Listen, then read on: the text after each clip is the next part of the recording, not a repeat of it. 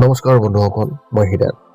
আজি এই ভিডিঅ' উদ্দেশ্য হৈছে এই 2026 বৰ্ষত মিথুন ৰাশি ব্যক্তিসকলে তেওঁলোকৰ বিত্তীয় ক্ষেত্ৰত কেনেধৰণৰ ফলাফল লাভ কৰিব, যাতে এই ভিডিঅ'ৰ তথ্য অনুসৰি আপোনালোকে সাৱধানতাও অৱলম্বন কৰিব পাৰে আৰু লগতে বিত্তীয় ক্ষেত্ৰত কেনেধৰণৰ স্বাৱলম্বিতা অৱলম্বন কৰিব পাৰে তাৰ এই তথ্য আপোনালোকৰ আগত আগবঢ়ালোঁ।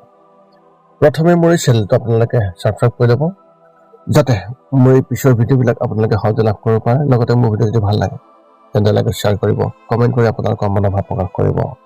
এতিয়া সময়ৰ বিষয়লৈ। আজি এই ভিডিঅ'ৰ উদ্দেশ্য হৈছে এই 2026 বৰ্ষত মিথুন ৰাশি ব্যক্তিসকলে বিত্তীয় ক্ষেত্ৰত কেনেধৰণৰ ফলাফল লাভ কৰিব। আৰ্থিক দৃষ্টিকোণত মিথুন ৰাশি ব্যক্তিসকলৰ বাবে অতি শুভ হ'ব। এই বছৰৰ প্ৰথম ত্ৰিমাসিকত খৰচৰ এক চিহ্নিত হ'ব, কিন্তু তথাপিও আপুনি ভাৰসাম্য ৰক্ষা কৰিব পাৰিব। জানুৱাৰী আৰু ফেব্ৰুৱাৰী মাহৰ আপোনাৰ কেৰিয়াৰ, ভ্ৰমণ, স্বাস্থ্য বা ঋণ পৰিশোধৰ বাবে ব্যয় কৰাৰ কিছু সম্ভাৱনা আছে আৰু অপ্ৰত্যাশিত খৰচৰ সৃষ্টি হ'ব পাৰে।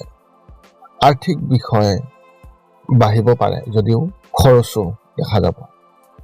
গ্ৰহৰ অৱস্থানে ইংগিত দিব যে আপুনি কঠোৰ পৰিশ্ৰম আৰু সঠিক পৰিকল্পনাৰ জৰিয়তে আৰ্থিক সমৃদ্ধিৰ দিশে আগবাঢ়িব। বছৰৰ আৰম্ভণিতে আপুনি আপোনাৰ ধন এটা প্ৰজেক্ট আৰম্ভ কৰাত বিনিয়োগ কৰিব পাৰে। বৃহস্পতি আৰু শনিদেৱৰ ইতিবাচক প্ৰভাৱে আপোনাৰ ব্যৱসায় উন্নত কৰিব, যিয়ে আপোনাৰ আয় বৃদ্ধিৰ ইংগিত দিব পাৰে। এই সময় হ'ব উন্নত বিত্তীয় সিদ্ধান্ত লোৱাৰ সময়। যদি আপুনি পুৰণি ব্যৱসায়িক পৰিকল্পনাৰ কাম কৰি আহিছে, তেন্তে এতিয়া ইয়াৰ ফল আপোনাৰ সম্ভাৱনা অত্যন্ত প্ৰবল। আপুনি নতুন বিনিয়োগৰ পৰিকল্পনা কৰিব পাৰে আৰু লাভ কৰিব পাৰিব। আপুনি হয়তো শ্বেয়াৰ বজাৰত ভাল সুবিধা লাভ কৰিব পাৰে। ফেব্ৰুৱাৰী মাহৰ মাজভাগৰ পিছত এই প্ৰকল্পৰ কাম আৰম্ভ কৰিব পাৰে। আপোনাৰ আৰ্থিক বিষয়ত আপোনাৰ জীৱন সংগীয়ে গুৰুত্বপূৰ্ণ ভূমিকা পালন কৰিব। তেওঁলোকৰ সমৰ্থন আৰু পৰামৰ্শ পৰিয়ালৰ অংশীদাৰিত্বৰ উপকাৰী বুলি প্ৰমাণিত হ'ব পাৰে। তেওঁলোকৰ সৈতে বিত্তীয় বিষয়ত আলোচনা আৰু পৰামৰ্শ লাভ কৰিলে আপোনাৰ জ্ঞান সিদ্ধান্ত লোৱাত সহায়ক হ'ব। তেওঁলোকৰ পৰামৰ্শই আপোনাক আপোনাৰ আৰ্থিক লক্ষ্য অধিক সহজে লাভ কৰাত সহায় কৰিব পাৰে। যদি আপুনি ঋণৰ কথা ভাবিছে, তেন্তে এতিয়াই আবেদন কৰক। এইটো এটা অতি উত্তম সময় হ'ব পাৰে আপোনাৰ বাবে আৰু পৰিয়ালৰ আৰ্থিক কাম-কাজৰ সঠিকভাৱে গঠন কৰা আৰু কাৰিকৰী কৰাত সহায়ক হ'ব। বছৰ দ্বিতীয়াৰ্ধত পৰিয়ালৰ ভিতৰত কোনোবা শুভ পৰিঘটনা ঘটিব পাৰে, যাৰ বাবে আপুনি খৰচ কৰিব লাগিব। এইটো কোনো বিয়া, ধৰ্মীয় অনুষ্ঠান বা আন পাৰিবাৰিক অনুষ্ঠানো হ'ব পাৰে। এই ব্যয়ে আপোনাক আনন্দ আৰু সন্তুষ্টি কঢ়িয়াই আনিব। তথাপিও আপুনি সাৱধানে আপোনাৰ বিত্তীয় ব্যৱস্থাপনা কৰা উচিত হ'ব। এই সময়ছোৱাত আপুনি নিশ্চিত হ'ব লাগিব যে আপোনাৰ খৰচ ভাৰসাম্যপূৰ্ণ আৰু আপোনাৰ ওচৰত পৰ্যাপ্ত পৰিমাণৰ সঞ্চয় আছে। ইয়াৰ উপৰিও এই সময়ছোৱাত আপুনি দীৰ্ঘদিন ধৰি বন্ধ হৈ থকা ধন আদায় কৰাৰ সম্ভাৱনা আছে।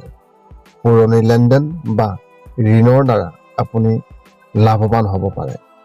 দীৰ্ঘদিন ধৰি নথকা ধন এতিয়া হয়তো আপোনাৰ হাতত পুনৰ আহিব পাৰে, যাৰ ফলত আপোনাৰ আৰ্থিক অৱস্থা শক্তিশালী হ'ব।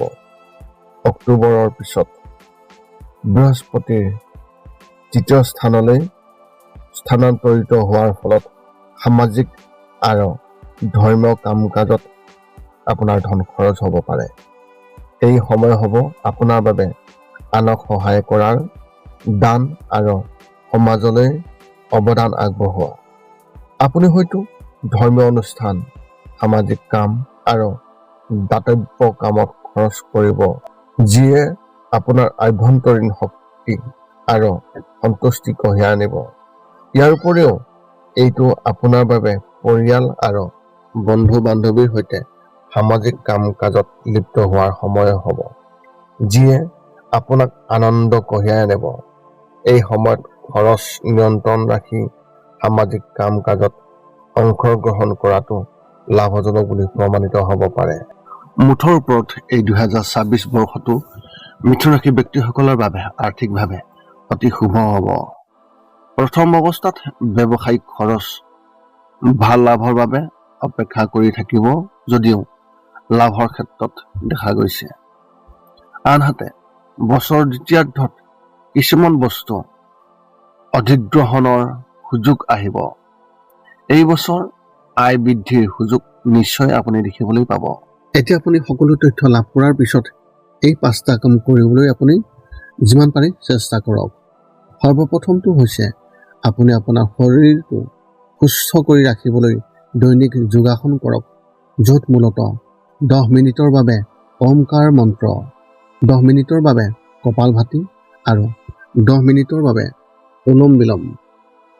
ইয়াৰ লগে লগে আপোনাৰ শাৰীৰিক আৰু মানসিক স্বাস্থ্য একেবাৰে নিখুঁত হৈ থাকিব।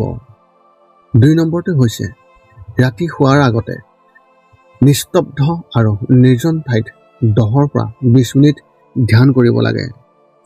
ইয়াৰ দ্বাৰা 2টা উপকাৰ পোৱা যায়। এটা হ'ল আপুনি ভাল টোপনি পাব আৰু দ্বিতীয়টো হৈছে পিছদিনা আপুনি সতেজ অনুভৱ কৰিব। ধ্যান কৰি থাকোঁতে মধ্যমীয়া শব্দৰ শান্ত সংগীতো আপুনি শুনিব পাৰে।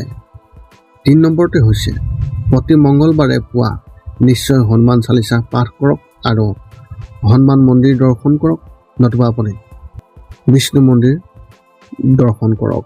ইয়াৰ দ্বাৰা আপোনাৰ আৰু আপোনাৰ পৰিয়ালৰ যিকোনো সদস্যৰ সংকট দূৰ হ'ব আৰু সদায় সুখ আৰু শান্তি থাকিব। 4 নম্বৰটো হৈছে ঘৰৰ বাহিৰত গৰু আৰু কুকুৰক প্ৰতিদিনে আপুনি পাৰিলে খাদ্য খুৱাব লাগে। খাদ্য খোৱাওক আৰু যদি পাৰে চৰাই-চিৰিকটি আদিকো খাদ্য আৰু পানীৰ যোগান ধৰক। এই পৃথিৱীখন যিমান আমাৰ সিমানেই সিহঁতৰো। নিতৌ ইহঁতক খুৱাই আমি তেওঁলোকৰ পৰা এক আশীৰ্বাদ লাভ কৰিব পাৰোঁ আৰু আমাৰ ওপৰত থকা গ্ৰহবোৰৰ কুপ্ৰভাৱ দূৰ হ'ব। সদশেষত 5 নম্বৰটো হৈছে আপুনি পাৰিলে মাজে মাজে চৌপাশৰ দুখীয়া ব্যক্তিসকলক আপুনি পাৰিলে সহায় কৰক আৰু ভোকাতুৰ ব্যক্তিসকলক আপুনি পাৰিলে খুৱাবলৈ চেষ্টা কৰক। যদি আপোনাৰ মনত এতিয়াও জ্যোতিষ সম্বন্ধীয় কিবা প্ৰশ্ন আছে তেন্তে আপুনি আমাক এই ভিডিঅ'ৰ তলত কমেণ্ট কৰি আপোনালোকৰ প্ৰশ্ন অৱগত কৰক আৰু আমি আপোনালোকৰ প্ৰশ্নৰ উত্তৰ দিবলৈ আমি সকলো সময়তে সাজু আছো। এই আছিল এই 2026 বৰ্ষত মিথুন ৰাশিৰ ব্যক্তিসকলে বিত্তৰ ক্ষেত্ৰত লাভ কৰিবলগীয়া সম্পূৰ্ণ ফলাফলৰ বৰ্ণন। যদি মোৰ ভিডিঅ'টো ভাল লাগিল তেন্তে লাইক আৰু শ্বেয়াৰ কৰিব, কমেণ্ট কৰি আপোনালোকৰ মনোভাৱ প্ৰকাশ কৰিব আৰু লগতে চেনেলটো ছাবস্ক্ৰাইব কৰি থ'লে পুনৰ অন্য এটা ভিডিঅ'ৰ জৰিয়তে আপোনালোকৰ লগত সম্পৰ্ক ৰাখিব পাৰিম। পুনৰ লগ পাম অন্য এটা ভিডিঅ'ত। আজিলৈ ধন্যবাদ।